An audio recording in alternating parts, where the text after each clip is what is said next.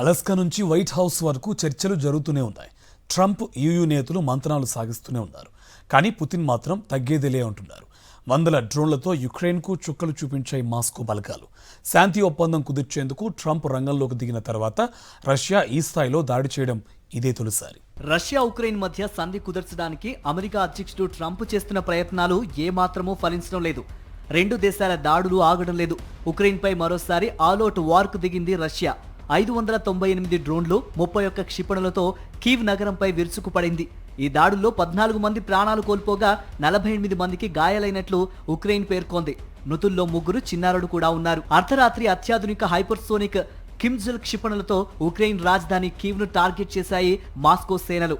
నివాస ప్రదేశాలు, రెసిడెన్షియల్ కాంప్లెక్స్లతో పాటు EU డెలిగేషన్ భవనము, బ్రిటిష్ కౌన్సిల్ బిల్డింగ్ ధ్వంసమయ్యాయి. దాదాపు 20 ప్రాంతాలలో డ్రోన్ దాడులు జరగ్గా సుమారు 100 భవనాలు పూర్తిగా లేదా పాక్షికంగా దెబ్బతిన్నట్లు సమాచారం.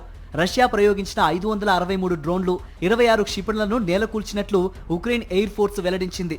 రష్యా దాడులపై స్పందించిన ఉక్రెయిన్ అధ్యక్షుడు జెలెన్స్కీ మాస్కో తగిన మూల్యం చెల్లించుకుంటుందని హెచ్చరించారు. పుతిన్కు యుద్ధం ఆపడం ఏమాత్రమూ ఇష్టం లేదని మరోసారి స్పష్టమైందన్నారు.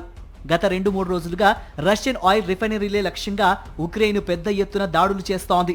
ఉక్రెయిన్కు చెందిన 102 డ్రోన్లను కూల్చేసినట్లు రష్యా రక్షణ శాఖ వెల్లడించింది. క్రాస్నోడార్ ప్రాంతంలోని అఫిప్స్కీ చమురు శుద్ధి కర్మాగారంపై డ్రోన్ దాడి కారణంగా మంటలు చెలరేగినట్లు స్థానిక అధికారులు తెలిపారు. సమరా రీజియన్లోని మరో చమురు శుద్ధి కేంద్రంపైన డ్రోన్తో దాడి చేశాయి ఉక్రెయిన్ దళాలు. రష్యా ఆర్థిక వ్యవస్థను దెబ్బతీసేందుకు ఆయిల్ రిఫైనరీలనే టార్గెట్ చేస్తున్నాయి. 3 ఏళ్లుగా కొనసాగుతున్న ఉక్రెయిన్ రష్యా యుద్ధాన్ని ముగించేందుకు ట్రంప్ తీవ్రంగా ప్రయత్నిస్తున్నారు. ఇరు దేశాల అధ్యక్షులతోనూ మంతనాలు సాగిస్తున్నారు. పుతిన్, జెలెన్స్కీ డైరెక్ట్ గా చర్చల్లో పాల్గొనాలని ప్రతిపాదించారు. అయితే జెలెన్స్కీతో ప్రత్యక్షంగా శాంతి చర్చలు జరిపేందుకు అమెరికా చేసిన ప్రతిపాదనని పుతిన్ తిరస్కరించారు.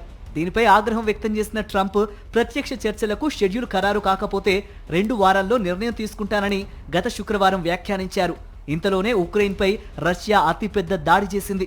తాజా పరిస్థితుల నేపథ్యంలో రష్యా ఆర్థిక వ్యవస్థను దెబ్బతీసేలా సుంకాల పెంపు సహా మరిన్ని కీలక నిర్ణయాలు ట్రంప్ తీసుకుంటారని ఉక్రెయిన్ భావిస్తోంది.